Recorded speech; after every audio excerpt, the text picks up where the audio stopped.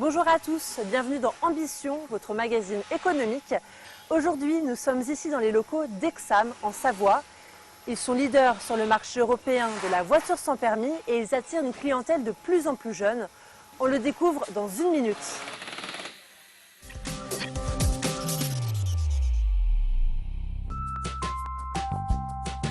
En France, plus d'1 million de candidats se présentent à l'examen du permis de conduire chaque année. Véritable nécessité dans le monde du travail, près de 40 millions de Français sont détenteurs du permis B.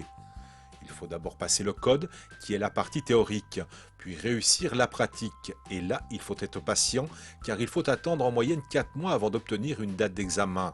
55% des candidats obtiennent le permis du premier coup. Pour les autres, il faudra débourser 500 € de plus. Coût total entre 1100 et 3000 € en moyenne le permis B.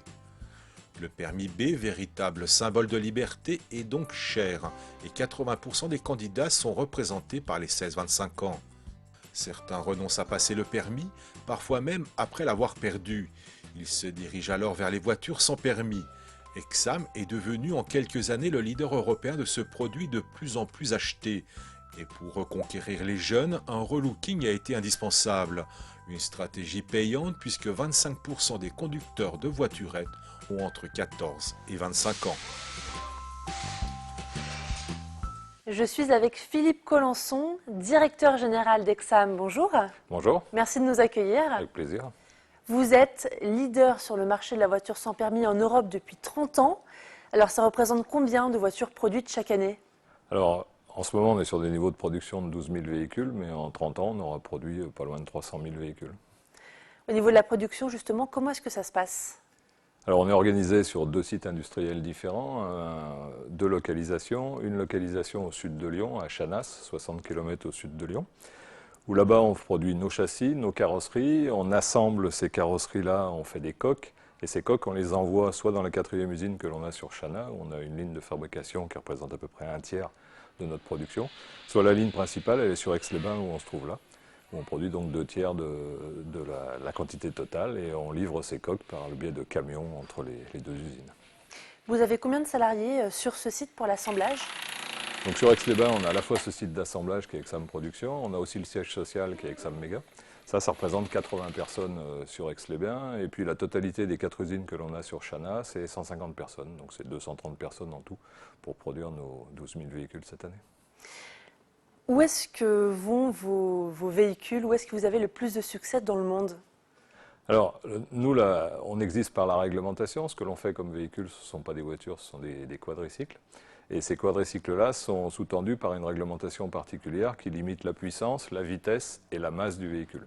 Et ces réglementations-là, c'est des réglementations qui sont spécifiques à l'Europe. Donc on n'a pas de marché en dehors de l'Europe. La France représente 50% grosso modo de nos quantités. Et puis les pays européens qui souvent avaient une culture cyclomoteur, ce sont les pays dans lesquels on a le plus développé nos quantités. Donc Italie, Espagne, on a créé des filiales de distribution, on a aussi des filiales en Autriche, en Hollande, on a une filiale au Portugal également, et puis sinon on a des importateurs dans différents pays européens, on est sur une vingtaine de pays européens. Alors justement, quand on voit les nouveaux modèles comparés à celui de 1975, comment est-ce que vous avez réussi à faire changer l'avis des gens sur vos véhicules? Déjà, c'était fondamental. Il fallait quand même qu'on change un peu. Parce que l'idée de base, elle était une idée très bonne, c'était de faire un cyclomoteur carrossé. Pourquoi un cyclomoteur carrossé? Parce que tout le monde a utilisé des cyclomoteurs ou des mobylettes à l'époque, mais on est tributaire des intempéries. On a une sécurité qui n'est pas très bien assurée en 2 roues, par définition. Et puis, nos clients qui avaient été identifiés à l'époque, c'était des personnes âgées, souvent à la retraite, à la campagne. Pour nous développer encore plus, l'idée d'Exam, c'était de dire les clients que l'on a sont des gens qui n'ont pas le permis. Si on leur livre, comme ça avait été fait au milieu des années 70, un véhicule qui est plus un cube ou un parallélépipède qui ressemble un peu à une cabine téléphonique à roulette, si j'ose dire, on les montre du doigt dans la circulation. Donc ce n'est pas la chose la plus adaptée. Donc Exam, on voulait faire un véhicule qui ressemble le plus possible à une vraie voiture. Et le premier véhicule Exam qu'on a dessiné ressemblait un peu à une Fiat Panda.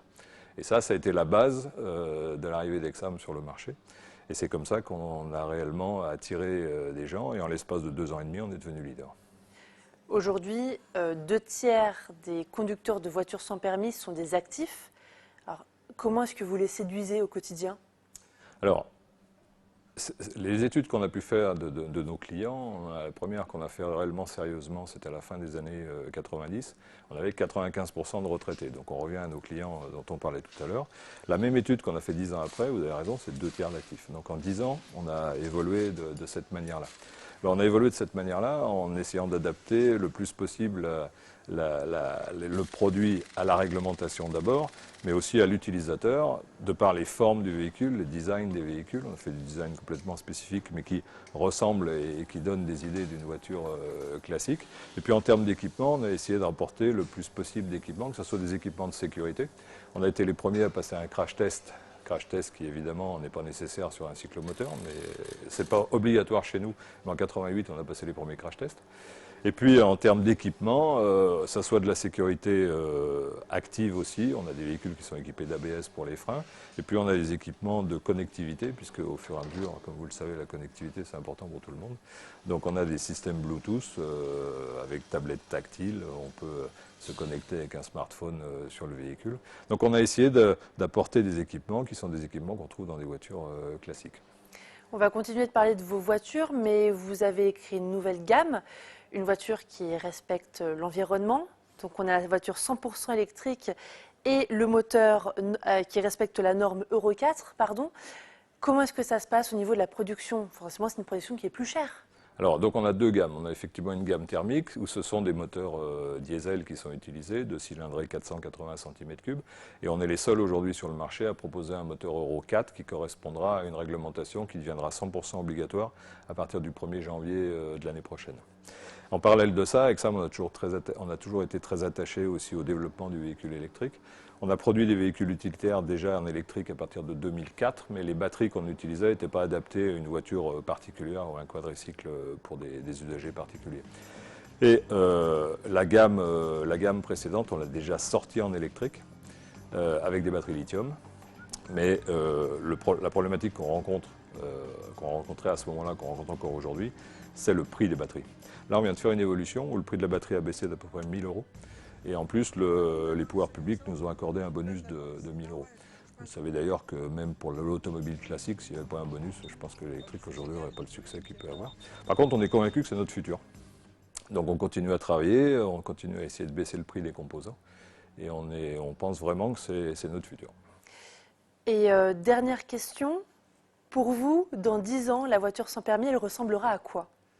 Je pense qu'elle continuera à ressembler à ce qui roule sur les routes, puisqu'on a été les premiers à faire des véhicules à 2,50 m de long ou 2,80 m de long. Derrière, il y a même des constructeurs comme Daimler qui ont fait des véhicules comme ça, puisque la Smart a aidé d'ailleurs à promouvoir nos véhicules, parce que dans l'esprit des gens, ils ont compris qu'une voiture de 2,50 m, ça pouvait être même une vraie voiture. Donc ça continuera à ressembler à un véhicule comme ça. Et au niveau de la motorisation, nous on est convaincus que ça sera que de l'électrique. Parce que d'ici là, les batteries auront continué à baisser. Et on pense qu'on est le véhicule à 4 roues qui est le plus adapté de la motorisation électrique, de par la limitation en puissance, en vitesse et en masse. Comme ça, c'est bénéfique pour l'autonomie. Et on est convaincu que notre futur, c'est ça. Parce qu'on va le rappeler, du coup, la puissance et le kilométrage, on va dire, maximum, il est à combien? Donc la vitesse, c'est limité à 45 km/h, comme un cyclomoteur. La puissance, avec la nouvelle réglementation, c'est 6 kW. 6 kW, c'est à peu près 8 chevaux. Et la masse est limitée à 420 kg. Eh bien, merci beaucoup d'avoir répondu à mes questions. Et puis à bientôt. Merci à vous, à bientôt.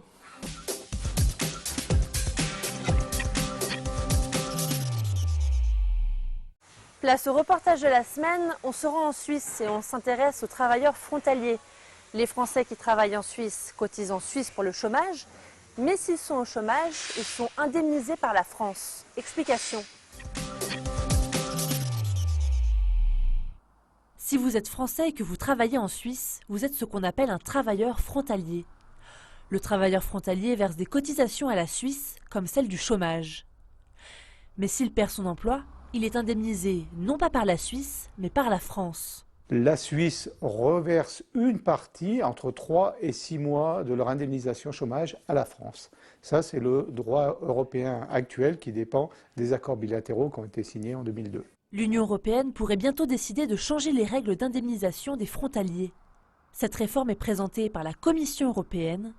Elle prévoit qu'en cas de perte d'emploi, le frontalier soit indemnisé par le pays où il a travaillé durant les 12 derniers mois. Alors ça peut paraître une bonne idée, de prime abord, d'autant plus que les cotisations chômage sont un peu plus élevées en Suisse qu'en France. Mais pour nous, ce n'est pas une bonne idée, c'est une fausse bonne idée. Parce qu'en France, j'aurais 57% et en Suisse, j'ai 70 ou 80%.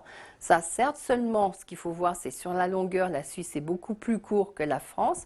Ensuite, il faudra se poser la question, mais en matière d'assurance maladie, comment je vais faire? C'est-à-dire que je vais avoir une baisse de mon revenu au chômage, il va falloir que je continue à payer mes cotisations d'assurance maladie de la MAL ou CMU, ce qui est relativement cher, alors qu'au chômage en France, c'est une prise en charge par régime de base. Ce sont 314 000 travailleurs frontaliers qui sont concernés par ce système.